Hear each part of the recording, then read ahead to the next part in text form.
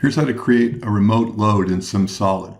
Go to the Loads menu, open it up, pick Remote Load, and now you just need to specify the location of the load as well as either the force or the moment components.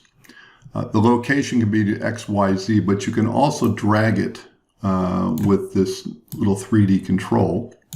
If you want to get a better view, you can look down an axis by picking either the red, green, or blue box. So for example, if I want to look down from the top, I just pick the blue box there, and then I can drag my location here a little bit.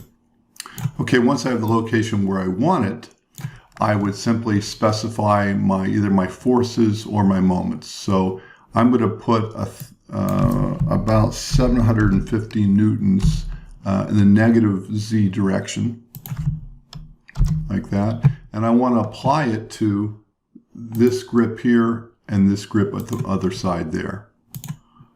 Okay, that's all I have to do. I have now a load that's minus 750 newtons at the middle applied to my two in grips. Thanks for watching.